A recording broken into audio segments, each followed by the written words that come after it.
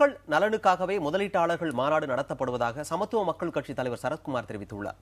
திமுக பொருளாளர் ஸ்டாலின் கூறிய குற்றச்சாட்டிற்கு பதிலளித்து பேசிய அவர் இவ்வாறு கூறியுள்ளார். தமிழகம் ஆல்ரெடி தொழில் ஸ்தானத்தில் முதலாவது இடத்தை நோக்கி சென்று கொண்டிருக்கிறது. அப்போ தொழில் ரீதியாக வளர்ந்து கொண்டிருக்கின்ற தமிழகத்தை மேலும் தொழில் ரீதியாக முதன்மைப்படுத்த வேண்டிய எண்ணம் மாண்பு முதலமைச்சர் புரட்சித் தலைவிக்கு இருப்பதால் தான் 2023 தொலைநோக்கு திட்டத்தை அறிவித்திருந்தார்கள். அதன் அடிப்படையில் தான் இது செயல்பட்டு இருக்கு. இப்போ 1.5 லட்சம் கோடி முதலீடு தமிழகத்துக்கு வருகிறது என்றால் அது யாருக்கு? மக்களுக்கு தான் நல்லது. தொழிற்சாலைகள் உருவாகும், தொழில் வளம் பெருகும், வேலைவாய்ப்பு உருவாகும், பொருளாதார அடிப்படையில் மக்கள் உயர்வார்கள். அதுதான் இதோட பேஸ்.